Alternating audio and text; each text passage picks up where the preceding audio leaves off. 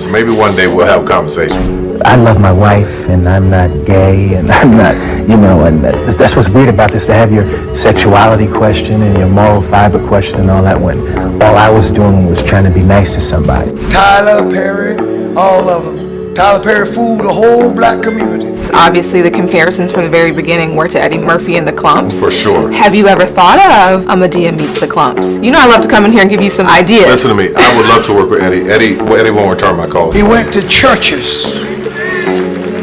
Went to a place where he could go where you could almost guarantee folk ain't gonna be thinking. Eddie Murphy has never been shy about speaking his mind, but this time he's going further, dropping claims that have people questioning major Hollywood and church figures.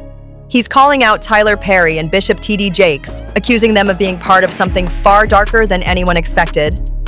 Murphy alleges Perry uses his influence, fancy studios, and clean image as a cover. Behind the scenes, he claims Perry is involved in shady behavior, including exploiting vulnerable people, especially young boys, to protect his image and maintain elite status.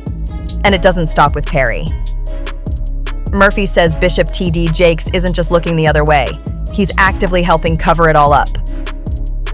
According to Murphy, Jakes has used his position to hide the truth, protect those involved, and keep the public in the dark to preserve their public empires. Murphy insists this isn't just celebrity gossip. It's a larger pattern where powerful people protect one another, bury secrets, and silence those who speak out. He says Perry and Jakes are central to a long-running system of abuse and deception. He even connects Perry to Diddy, noting that Perry's name often surfaces whenever scandals about Diddy emerge. Murphy suggests this isn't coincidence, and goes as far as to imply Perry might answer to Diddy. Most shocking? Murphy supposedly said all this himself. Known for staying out of industry drama, his decision to speak now has people paying attention. He claims Hollywood has been rigged from the start, especially for black artists, keeping them isolated so they can't fight back or gain real power. It's not physical separation, he says, it's strategic. Hollywood thrives on division, and Murphy believes the separation between black creatives isn't random, it's by design. Eddie Murphy didn't name names, but the message was clear. After decades in the industry, he knows where the skeletons are. One thing stands out: Eddie Murphy and Tyler Perry, two of the biggest black powerhouses in entertainment, have never collaborated. Not once. That's not just odd, it feels intentional, pointing to a system that discourages unity among top black creatives, or perhaps personal tensions behind the scenes. There's a quiet fear in the air, rooted in control, ego, or self-preservation. Murphy suggests this fear didn't come from nowhere. It was placed there by a system built to divide. Despite over 50 projects in the past 5 years, few of Murphy's films were directed by black filmmakers. That speaks volumes about who's allowed in and who gets shut out. Murphy may not be calling anyone out directly, but his meaning is clear. Sometimes silence is loudest. Consider how we've never seen Will Smith and Denzel Washington share a major film together, unlike repeated collaborations between white icons like Al Pacino and Robert De Niro. These invisible walls seem designed to prevent powerful black partnerships that could redefine the industry. The absence of collaboration between Murphy and Perry is especially glaring. Both are self-made legends with massive influence, yet their paths never cross. Murphy reportedly sees through the shine of Perry's success and wants no part in what he sees as exploitation and manipulation. Murphy suggests that figures like Perry have prioritized personal gain over lifting others up, especially black comedy legends and dark-skinned talent who've often been sidelined. Perry's rise from homelessness to media mogul is remarkable, but behind the inspiring narrative lies a more troubling story. Perry has long maintained tight control over his projects, writing, directing, and producing almost everything himself. But that grip has come at a cost. He once fired 4 House of Pain writers for requesting union contracts, raising concerns about fair treatment and creative freedom. In 2015, SAG-AFTRA and Actors Equity even banned members from working on his stage play, Medea on the Run, due to non-compliance with union standards. For someone who's spoken out against Hollywood's injustices, Perry's resistance to those same protections raised serious questions. What side is he really on?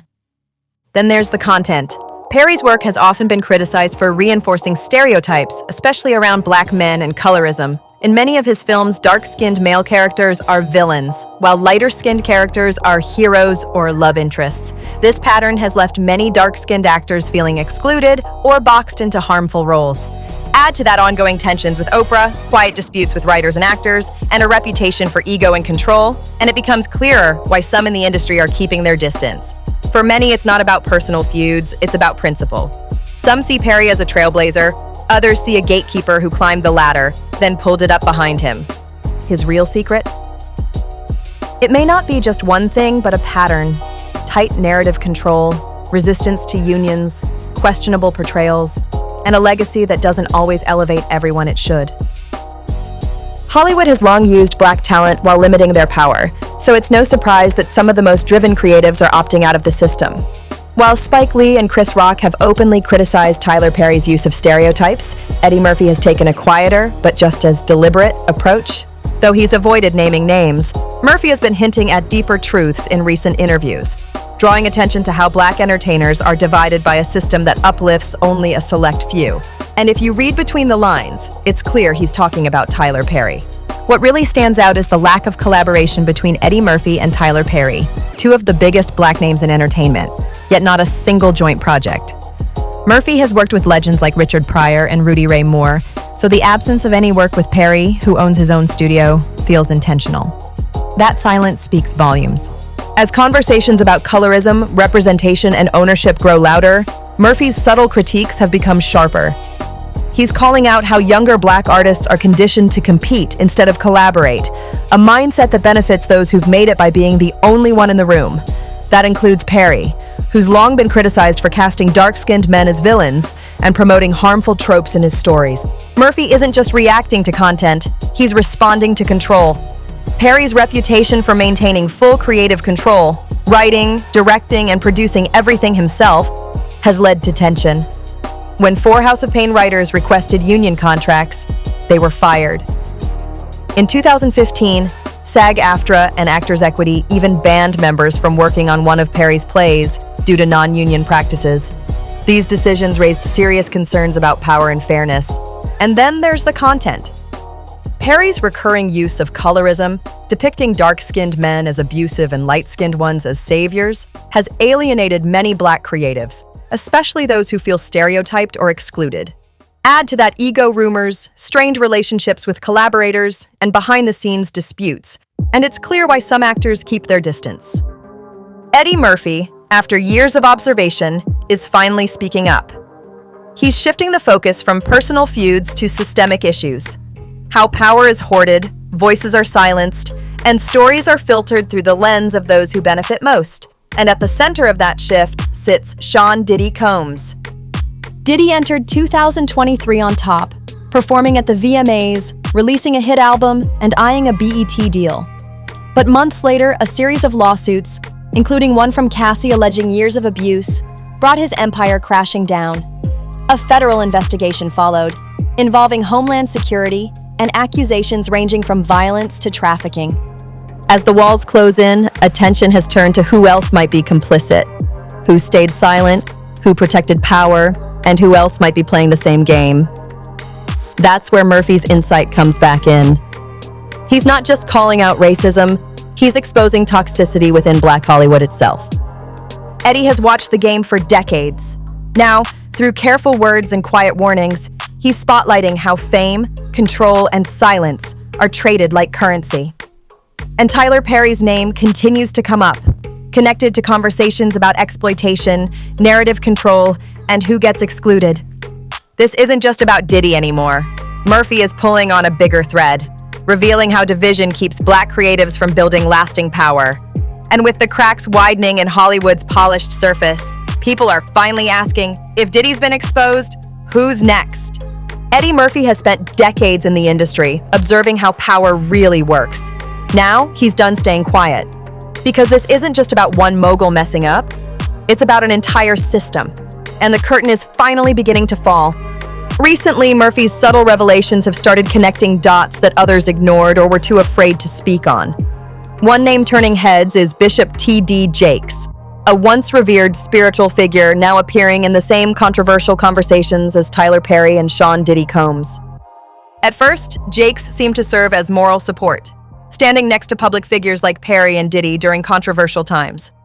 But looking back, Murphy and others now suggest Jakes wasn't just offering spiritual cover. He may have been part of a deeper strategy to shield and legitimize those under fire. Former T.D bodyguard Gene Deal has publicly described what went on behind closed doors at private parties, events not captured on red carpets or social media. According to him, Jakes was more than just a passive presence. The gatherings, some claim, weren't just networking mixers, but places where new talent was tested, groomed, or discarded. Whispers of spiritual manipulation, ritualistic undertones, and control tactics continue to circulate in backstage circles. If Murphy's hints are any indication, the lines between entertainment, power, and spiritual influence have become dangerously blurred. Once seen as a beacon in the Black Church, T.D. Jakes now appears entangled in a web of silence and control alongside Perry and T.D. The mainstream press won't touch these stories, but Murphy is letting pieces leak bit by bit. He's been vocal about how reputations are carefully managed, how faith is sometimes used to cleanse public image while shady behavior unfolds behind the scenes. And he's not just watching, he says he was invited into it. According to Murphy, things began shifting around 2006 during his career resurgence. Suddenly, high-level offers started pouring in, deals were happening fast, and people with serious influence were reaching out. That's when he received a late-night call, an invite to a private gathering in the Hollywood Hills. No press, no cameras, just industry insiders. Curious, Murphy accepted. He'd heard rumors of exclusive parties where careers were made and lost, but nothing prepared him for what he encountered. The estate was enormous, buried in the hills, with intense security, biometric scanners, black-suited guards. As soon as he arrived, his phone was confiscated. He was handed a small card that read, "Be who you really are."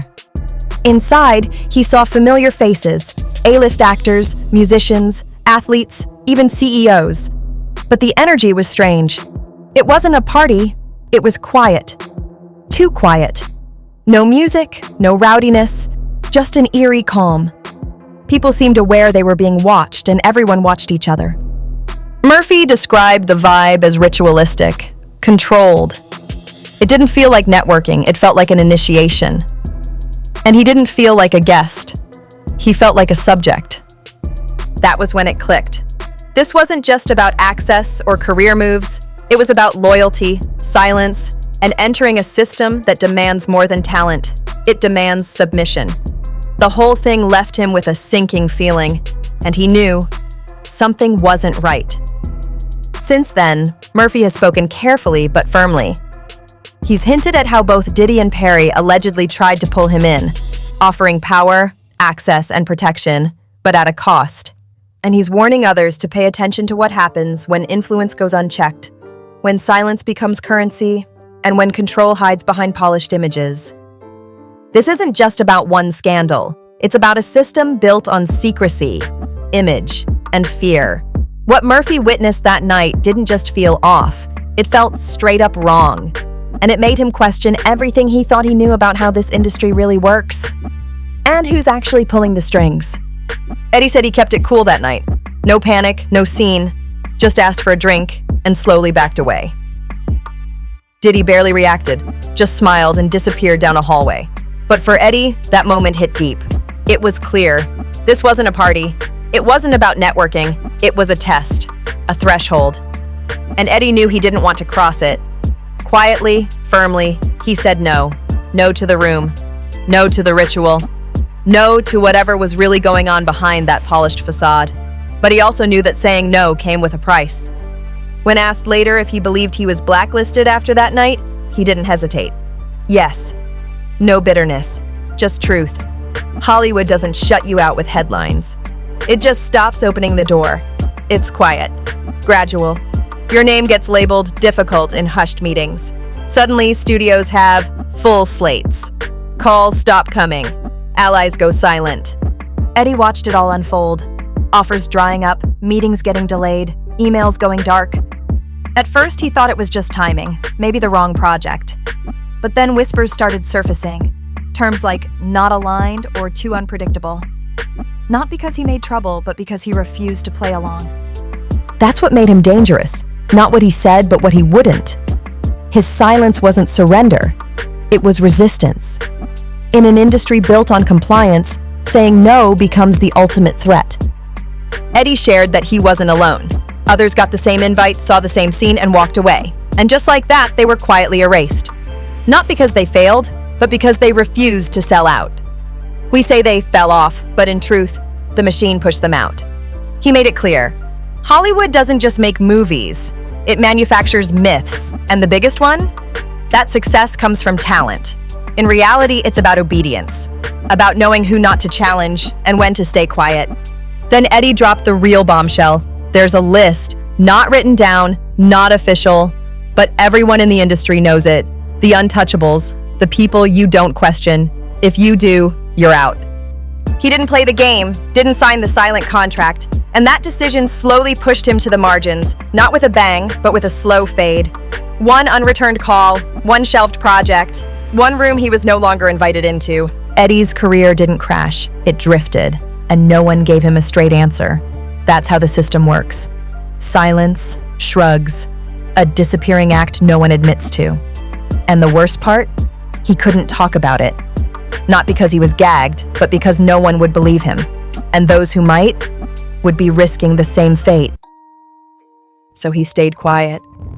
And that silence weighed more than any public scandal. For a while, he withdrew. Not out of fear, but from the shock of what he'd seen. The industry didn't just turn on him, it revealed its true face. He watched others suffer, caught in a machine that offers two paths, play along or disappear. What kept him grounded was family, the sound of his kids laughing, quiet dinners, the simple reminders that he was still himself, outside the fame. Faith helped too, not to find answers, but to carry the weight of what he already knew. He started asking himself not, why me, but when do I speak? He felt guilt, not for walking away, but for wondering if he should have pulled someone out with him. If staying silent, even to survive, made him complicit. That haunted him. But over time, the silence started breaking. Not just for Eddie, but across the industry. One voice became two, then more. Stories once buried deep started surfacing, like Cassie Ventura's. Her truth cracked something open. More people came forward. Some had receipts, others had only courage. But each one added weight to what once felt like a lonely battle. For the first time, Eddie wasn't in the dark alone. When his kids asked why he stopped performing, he didn't lie. It wasn't burnout. It wasn't a creative block. The truth? It was what he saw and what he walked away from. He chose peace over power, integrity over access. And he realized the myth Hollywood sells, that talent gets you to the top, is just that, a myth. What gets rewarded is silence, compliance. The moment you stop nodding, you're not pushed out, you're quietly erased. The rooms get colder, the calls stop. You're not kicked out, you just vanish. What happened that night in the hills wasn't chaos or some one-time misstep. It was organized, rehearsed. A polished system powered by fear, control, and silence. And the scariest part? It's still running. But now people are finally brave enough to say it out loud. Eddie didn't come forward to take down one person. He came to expose the blueprint, to show how easily people are built up, used, and discarded. He carried the truth for years. But now it's no longer a burden, it's a tool. Not for a comeback, but for change. So the next generation doesn't have to choose between their soul and their shot. Because for Eddie, real freedom wasn't on stage or in a spotlight. It was the moment he finally said enough. And meant it. So what do you think about all this? Drop a comment down below. We want to hear your take. And if you like this video, hit that like button, subscribe, and tap the bell icon so you never miss an update. I drop new videos every week where we dig deep into the secrets behind your favorite stars. Thanks for watching, and I'll catch you in the next one.